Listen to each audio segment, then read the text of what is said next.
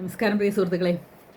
അപ്പോൾ ചീത്ത വിളിക്കാൻ തയ്യാറായിട്ടിരിക്കുന്നവർ എഴുതി വെച്ച് കൃത്യമായിട്ട് ആവശ്യത്തിലധികം ചീത്ത വിളിക്കണം എന്ന് ഞാൻ അപേക്ഷിക്കുകയാണ്. കാരണം ആ ചീത്ത വിളികളൊക്കെ എൻ്റെ ഫേസ്ബുക്കിലെ എൻഗേജ്മെൻറ്റുകളായിട്ടാണ് ശുക്രനൻ കാണുന്നത്.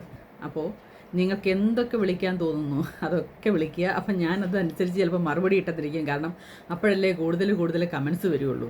അപ്പോൾ അതിനുവേണ്ടി ഞാനും ശ്രമിച്ചുകൊണ്ടിരിക്കും എന്നുള്ള കാര്യം വിനയപൂർവ്വം അറിയിച്ചു കൊള്ളുന്നു. കാരണം നിങ്ങളെൻ്റെ ശത്രുവാണ്, അല്ലെങ്കിൽ നിങ്ങളെന്നെ അടിച്ചു താക്കാനാണ് ശ്രമിക്കുന്നതെങ്കിൽ നിങ്ങൾ മനസ്സിലാക്കിക്കോളൂ, അതൊക്കെ എനിക്ക് ക്യാഷായിട്ട് ശുക്രനൻ തരുന്നുണ്ട്.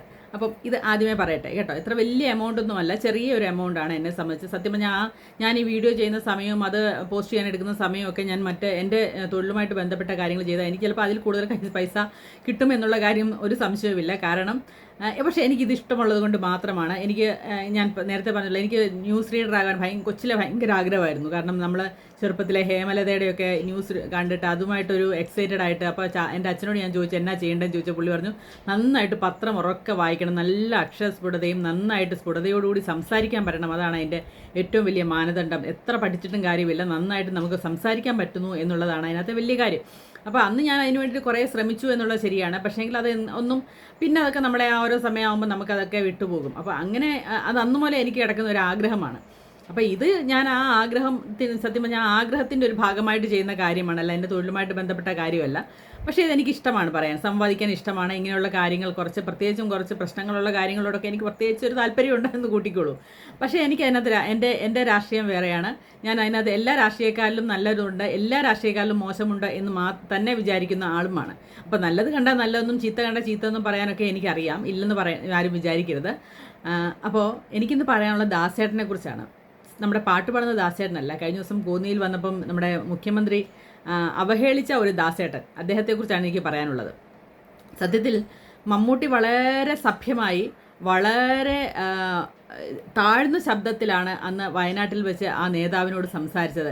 നിങ്ങളുടെ ആളാണെന്ന് വിചാരിക്കും, നിങ്ങളെപ്പോഴും ഇങ്ങനെ കൂടെ നടന്നാൽ അങ്ങോട്ട് മാറി നിൽക്ക്, അല്ലെങ്കിൽ എന്ന് അദ്ദേഹം പറഞ്ഞത് വളരെ താഴ്മയോടെ. അതായത് ക്യാമറ കണ്ണുകളൊക്കെ അത്രയും കഷ്ടപ്പെട്ട് നമ്മളൊക്കെ അത് 5 6 പ്രാവശ്യം കേട്ടാണ് നമുക്കത് അദ്ദേഹം എന്താണ് പറഞ്ഞതെന്ന് ക്ലിയർ ആയത്. അത്ര താഴ്ന്ന ശബ്ദത്തിലാണ്. പക്ഷേ എന്നിട്ടും ആ നേതാവിനോട് ഒരു ക്ഷമ ചോദിക്കാതെ മമ്മൂട്ടിയോട് ക്ഷമ ചോദിച്ച ആളാണ് നമ്മുടെ മുഖ്യമന്ത്രി അല്ലേ. നേതാവിനോട് ക്ഷമ ചോദിച്ചു എനിക്ക് തോന്നുന്നില്ല. പക്ഷേ മുഖ്യമന്ത്രി നമ്മുടെ മമ്മൂട്ടി വിളിച്ച് അദ്ദേഹത്തിനോട് ക്ഷമ ചോദിച്ചു. ഞാൻ അങ്ങനെയൊന്നും ഉദ്ദേശിച്ചല്ല കേട്ടോ പറഞ്ഞത്. കാരണം എന്നും ഇടതിനോട് ചേർന്ന് നിൽക്കുന്ന ആൾ തന്നെയാണ് മമ്മൂട്ടി എന്ന് എല്ലാവർക്കും അറിയാവുന്ന ആൾക്കാരാണ് അല്ലേ.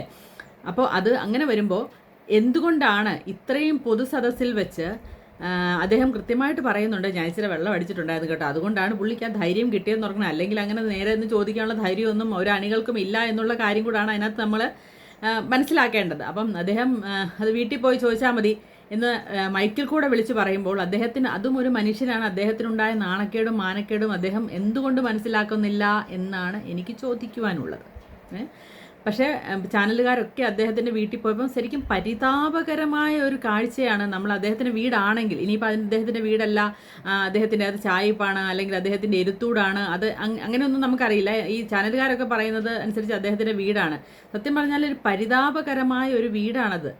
ഒന്നും തേച്ചിട്ടില്ല, ഒരു നേരെ ചൊവ്വ ജനലില്ല, കൊളുത്തില്ല, കുറച്ച് ഓലമടൽ വെച്ച് അത് മടച്ചു വെച്ചിരിക്കുന്നതൊക്കെ കാണുമ്പോൾ സത്യം പറഞ്ഞാൽ നമുക്ക് സങ്കടം തോന്നും കേട്ടോ. പുള്ളി 2 അടിക്കാൻ എടുക്കുന്ന ആ പൈസ ഒരാഴ്ചത്തെ എടുത്ത് മാറ്റി വെച്ചാൽ അതൊന്ന് തേക്കാനൊക്കെയുള്ള കാശുണ്ടാകുമെന്നാണ് എനിക്ക് തോന്നുന്നത്. എന്തായാലും കൊള്ളാം, അദ്ദേഹം ഒന്ന് ഇച്ചിരി അടിച്ചതിൻ്റെ ഭാഗമായിട്ടാണ് ഇത്രയും നെഞ്ചുറപ്പോടുകൂടി എഴുന്നേറ്റ് ചോദിക്കാൻ പറ്റിയതും ഇളിഭ്യതയോടുകൂടി ഒരു ഉളുപ്പുമില്ലാതെ ഇപ്പം വന്ന് മെഴുകാൻ സാധിക്കുന്നതും. അദ്ദേഹം പറയുന്നത് ഞാനാണ് തെറ്റ് ചെയ്തത് എന്നാണ് പറയുന്നത് അദ്ദേഹം.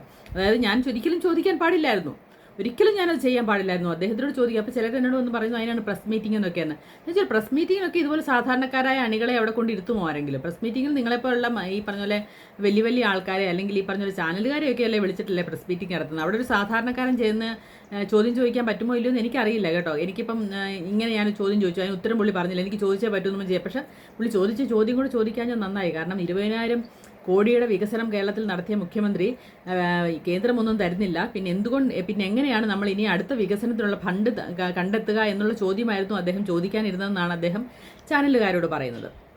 അപ്പോൾ അങ്ങനെ ഒരു ചോദ്യം കൂടെ ചോദിച്ചിരുന്നെങ്കിൽ എന്ത് പുള്ളി പറയുമായിരുന്നു എന്ന് അറിയില്ല. പക്ഷേ അദ്ദേഹത്തിനോട് ക്ഷമ ചോദിക്കുന്നതിനോടൊപ്പം അതിൻ്റെ മറുപടിയും കൂടെ ശരിക്കും പറഞ്ഞാൽ മുഖ്യമന്ത്രി കൊടുക്കേണ്ടതാണ്. അത് ഒരു ധാർമ്മികമായ ഉത്തരവാദിത്തമാണ് മുഖ്യമന്ത്രിയുടേത്.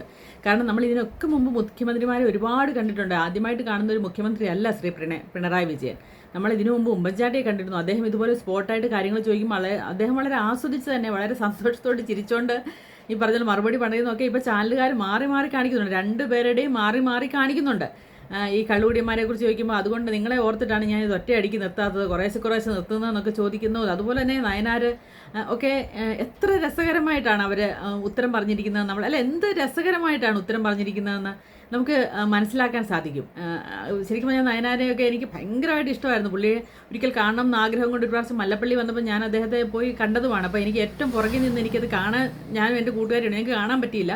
അപ്പോൾ ഇല്ലടി നമുക്ക് പോയേക്കാം എന്ന് പറഞ്ഞപ്പോൾ ഒരു ചേട്ടൻ ഞങ്ങളെ കയ്യെ പിടിച്ചുകൊണ്ട് പോയി, വാ ഇല്ല കണ്ടിട്ട് പോയാൽ മതി. ഞങ്ങളെ മുമ്പിൽ കൊണ്ട് കയ്യെ പിടിച്ചുകൊണ്ട് നിന്ന് അവിടെ നിന്ന് എത്ര നേരം വേണേൽ കണ്ടിട്ട് പോയാൽ മതി അവിടെ നിർത്തി ഞങ്ങളെ കാണിച്ച് സത്യപ്പോൾ ഞാൻ എനിക്ക് കണ്ണ് നിറഞ്ഞു പോകും അതൊക്കെ ഓർക്കുമ്പോൾ. കാരണം അത്ര മനോഹരമായിട്ട് ഉണ്ടായിരുന്ന മുഖ്യമന്ത്രിമാർ നമുക്കുണ്ടായിരുന്നു. പിണറായി വിജയൻ തീർത്തും മോശമാണെന്നൊന്നും എന്ന് ഞാൻ പറഞ്ഞില്ല. പക്ഷേങ്കിൽ അദ്ദേഹത്തിൻ്റെ ചില രീതികളും ചില ഭാഷയും ചില ബോഡി ലാംഗ്വേജും ഒന്നും ഒരു സാധാരണക്കാരിയെ സംബന്ധിച്ച് എനിക്കത്ര ദഹിക്കുന്ന കാര്യങ്ങളല്ല.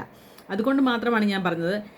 ആ വയനാട്ടിൽ ചിലപ്പോൾ മമ്മൂട്ടി പെരുമാറിയതിനെക്കാട്ടിലും മോശമായ രീതിയിലാണ് മുഖ്യമന്ത്രി പെരുമാറിയത് എന്ന് തന്നെയാണ് എൻ്റെ അഭിപ്രായം. ഒരിക്കലും ചിലർ വന്ന് പറയുന്നു മുഖ്യമന്ത്രി നിൻ്റെ വോട്ട് വേണ്ട മുഖ്യമന്ത്രിക്കെന്ന്.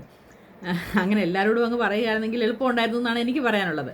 പിന്നെ അന്തസ്സുള്ള ഒരു കമ്മ്യൂണിസ്റ്റുകാരും അങ്ങനെ വന്ന് പറയില്ല എന്നും എനിക്കറിയാം. കാരണം കമ്മ്യൂണിസ്റ്റുകാരെ കാണാത്ത വീടൊന്നും അല്ല എൻ്റേത്. ധാരാളം കമ്മ്യൂണിസ്റ്റുകാരും കോൺഗ്രസ്സുകാരും ബി ജെ പിക്കാരും ഒക്കെയുള്ള കുടുംബം തന്നെയാണ്. എല്ലാ കൂട്ടത്തിലുമുള്ള ആൾക്കാരുള്ളതാണ്. അതുകൊണ്ട് എനിക്ക് എല്ലാവരെയും അറിയാം. ആദ്യമായിട്ട് കാണുന്ന മുഖ്യമന്ത്രി അല്ല ഞാൻ പിണറായി വിജയൻ എന്നുകൂടി പറയട്ടെ. അപ്പം പൊതുജനത്തിൽ വന്ന് ഇങ്ങനെ പൊതുജനങ്ങളെ ആസാക്കുന്ന കാര്യങ്ങൾ മുഖ്യമന്ത്രി എന്ന നിലയിൽ ഒരിക്കലും അദ്ദേഹം ചെയ്യാൻ പാടില്ലായിരുന്നു.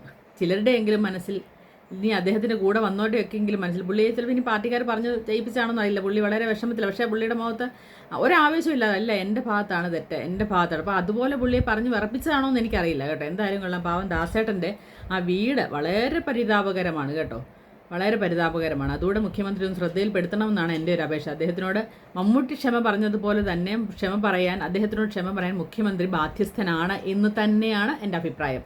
അതിനകത്ത് ഒരു വ്യത്യാസവും ഇല്ല. എത്ര വന്ന് ചീത്ത വിളിച്ചാലും ഇല്ല, എന്ന് വന്ന് കൊല്ലുമെന്ന് ഭീഷണിപ്പെടുത്തിയാലും ഇല്ല. കാരണം അത് ഒരു സാധാരണക്കാരൻ എന്ന നിലയിൽ എൻ്റെ അഭിപ്രായമാണ്. ഇനി അദ്ദേഹത്തിന് അതില്ലായിരിക്കും. മുഖ്യമന്ത്രിയോട് ഞാനാണ് തെറ്റ് ചെയ്തതുകൊണ്ട് ഞാനാണ് ക്ഷമ ചോദിക്കുന്നത് പറ. പക്ഷേങ്കിൽ ആ സ്ഥാനത്ത് ഞാനായിരുന്നു എങ്കിൽ ഉറപ്പായിട്ടും ഞാൻ പറ്റുന്ന പോലൊക്കെ പ്രതികരിച്ചേനെ.